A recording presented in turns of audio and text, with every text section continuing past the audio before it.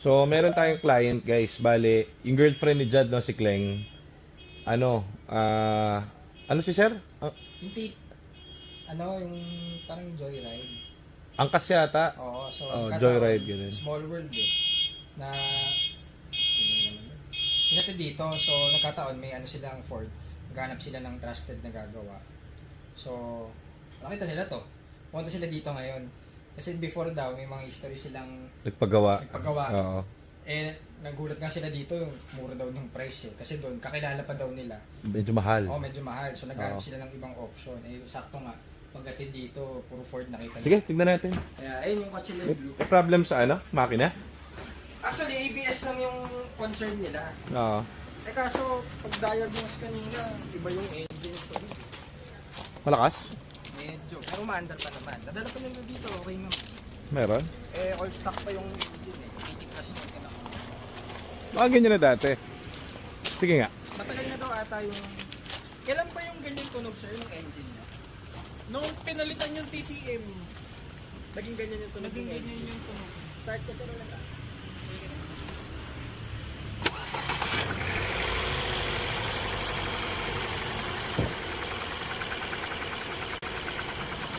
Oo nga. Wala aircon na. Wala pa aircon eh. Iba yung kulay nung lang. Saan kayo nagpapaano? Dati sa Rapay, Ay. Parang kulay yung langs.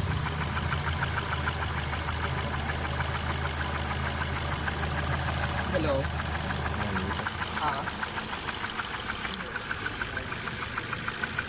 Kailan kayo huli nagpa-change oil? 2 months ago. Yun guys, may dumating tayong unit, hindi galing sa atin, nag-walk-in lang. So, eto,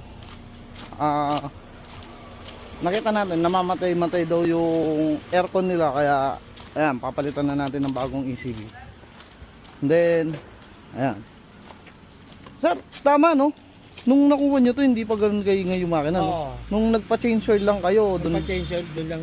doon lang umingay. So, yun. Bali ano siya, hindi naman totally nagpa-change, di ba nagpa-change kami. Wala pa kami naramdaman noon.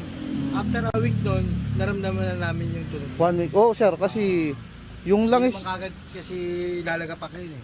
kung mapansin nyo yung langis, no? Sobrang labnaw. Malabnaw nga, oh. Ayan, oh. So, kapag nagpapa-change oil dapat, dun sa maalam sa Ford. Kasi may langis tayong ginagamit para talaga sa Ford. Ayan. Binitawan ko nga yan dahil kasi dati ako yung dadala pag piname-maintenance nila to. Pinasusuyo sa akin. Dalhin mo nga sa ganito. Sige, dadalhin ko doon. Kaso sinabi ko sa kanila na kailangan makahanap tayo ng ano talaga yung sa Ford gumagawa. Kasi pag kung saan lang, lahat naman yan, kahit ako kaya kong gumawa niyan. Oo, totoo Ang naman. problema, hindi ko specialize ang Ford. Yun, tama yun, sir. Dapat. Kung 4K makina yan, 5K makina yan, Oo. walang problema yan. Pero kapag dating talaga sa Ford, Kasi dapat dami yung... namin naging sasakyan, nagkaroon kami ng sasakyan na Saturn, nagkaroon kami ng sasakyan ng 3AU. Opo. Wala naging problema kasi ako yung humawa kasi kabisado ko siya. Oo. Yun yung dapat. Kasi... Pero yung kapag hindi mo kabisado, kung sa talaga specialize, katulad yung sa kuya ko, Oo. yung kay kuya ko, Estrada, Opo. pick up. Ito, dinadali nila talaga sa mga nag-specialize ng Estrada. Yun, tama, yun. So ito, sir, kabit ko na yung bagong ECB.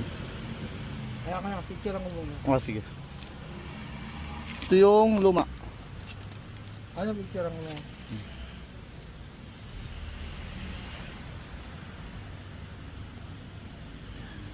Yan.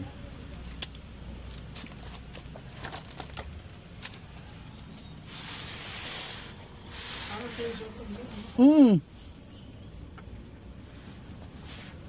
Tingin mo nga kaya, kala ko sensor. So may butas kasi yan. Ang pagkabit ng ECB kasi, kailangan Lumalaki rin yung mga ano yan. yung sentro mo dun sa may... Yun.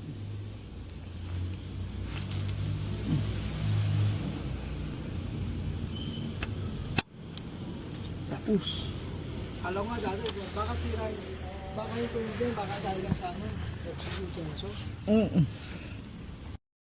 O, kita mo, nagiging parts na kami, pare. May bibili ng pyesa.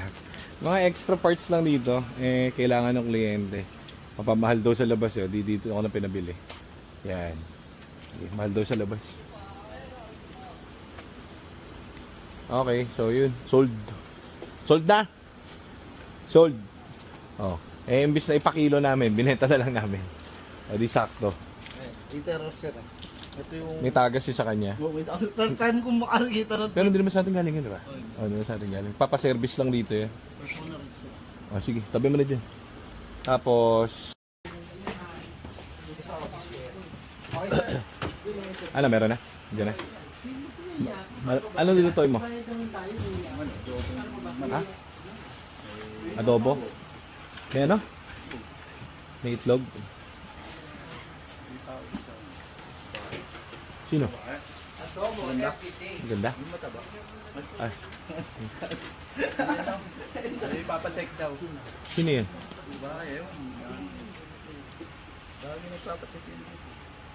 Babae? Sino yun? Doktora? Yung kulay black na export? Ay, patay ka!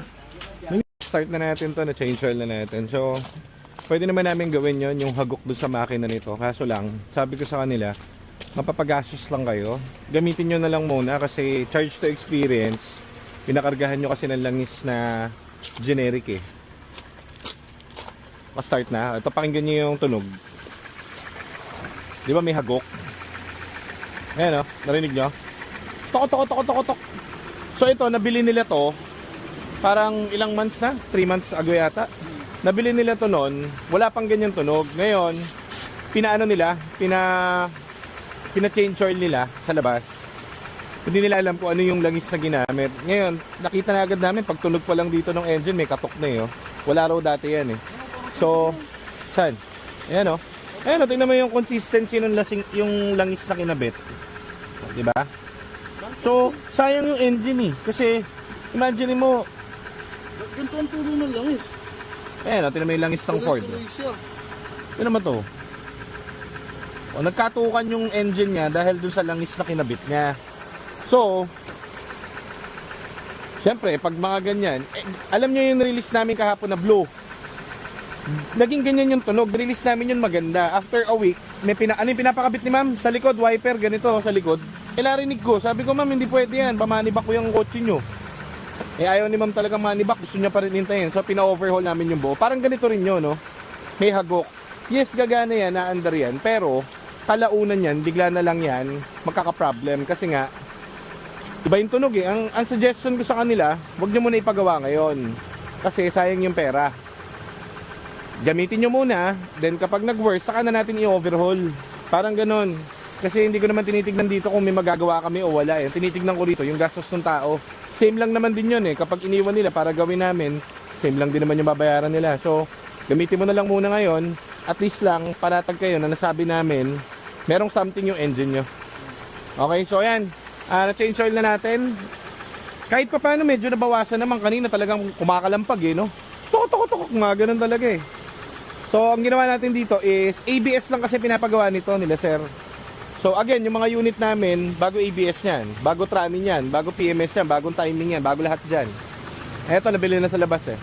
Pero okay pa rin naman kasi nagagamit nila. Kaso, dito na nila ipapamaintain daw. Nagkamali lang sila nung huli nilang pina-change oilan. Medyo hindi maganda yung langis na kinabit. Hindi naman pang Ford yun eh. Ano yan, marami kaming ganyan na na client. So, in-ECV na rin to, yung aircon, pinalitan. Ayan, naka-EBS siya. Yan ang pinapagawa niya sa amin. Kaso lang, sabi namin, unahin nyo muna yung engine kasi nga may narinig kami tunog na ganun. Pero dahil sayang pera, ang gawin nyo muna, i-maximize nyo muna to.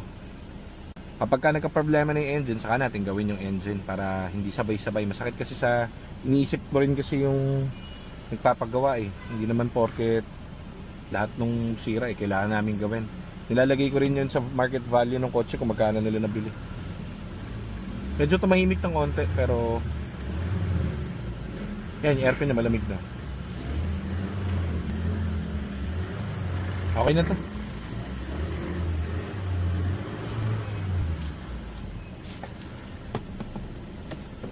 Scan na natin ngayon after. para makita natin kung ano pa yung ibang problem niya. Maliban sa ABS. Malamig na agad. Okay. Okay.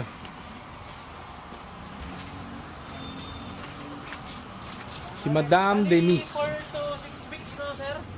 Message naman kayo dyan pag napaaga pa, sir. Ingat kayo, sir. Andiyan sa loob, sir. Sa loob. Aba, syempre, kakain na tayo, pare. Adobo. Oh, adobong, may itlog, yung manok. Edwin Libido yan. Adobo ng lasing. Kakain na.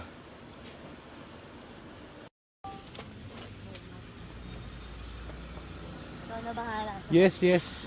No problem. Unahin mo na yung pasyente mo. Sino yun? Si Ma'am Hope na naman. Okay. O, pwede yan, Nico, no? O, sige. Anong oras kaya? Siguro mga message kita. Yan, pinairam ko muna si Madam. Ano yan? Regular client. Ano ma'am? Okay? Abot pa ba to? Yung ano? Nagagalinahan? Oo, abot yan. Abot? Oo, pagkasumulat. Saan mo lang? Just sa, kahit saan dyan sa kanto, 200 lang, okay na yan. 200 lang, totoo nga. 200 lang.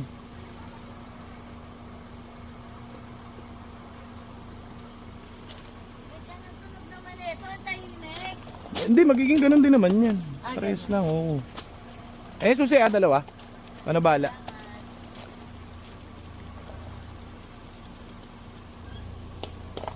Eh, matagal kasi yung kotse niya. Papalitan ng ano yun, full set ng support. So, medyo matagal eh. Meron yung ano eh, yung kliyente yung nag-aantay sa kanya.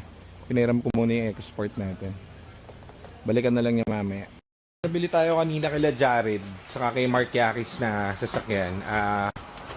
SUV pare, ano? Ano bang kotse to? Ano bang kotse to, Nico? Trailblazer. Oh. Maganda eh. Kesa dun sa tinignan natin noong isang araw.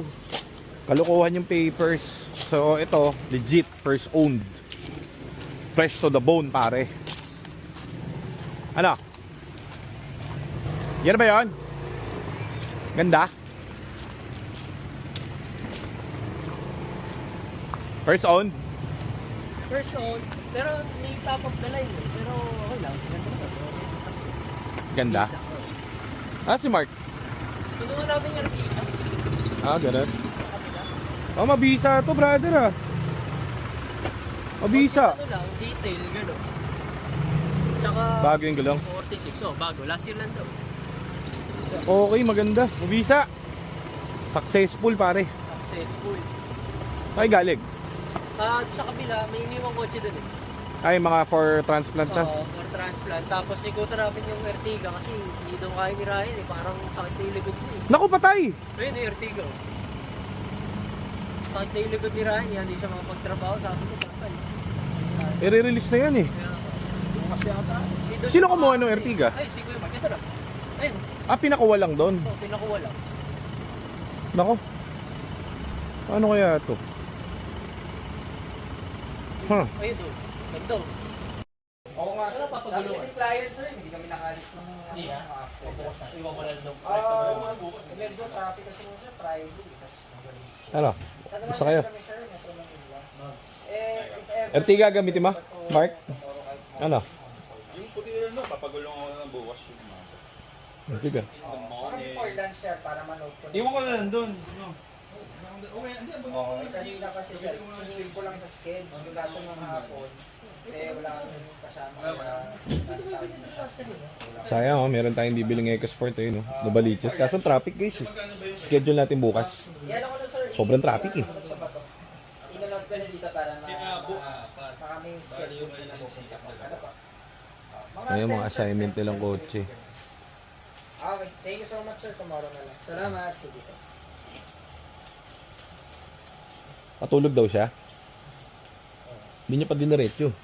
Sabi ko kasi 2 eh. Kaso daming tao kanina. Kaya nga. May tao na naman. Okay, so yan ang dyan magtatapos ang ating araw ngayon. Sobrang traffic sa labas. Nakakatamad umuwi. Sin super traffic. Hindi gumagalaw. Traffic kanina doon sa pinuntahan nyo. Pagkalabas mo ng tol, yun eh. Oo, traffic. Ano meron? Isilip ko sa GC. Abo, no, pre? 4 na gulong. O yun yung din na kalaeg. Alam niyo ba yung ba? Abo yung po-release natin na Eco. Lahat ata ng abo, palitin yung gulong. Lahat ng abo kalbo. Oo, pati yan. Palit tayong gulong. Yung puti. Puro gulong. Apat-apat.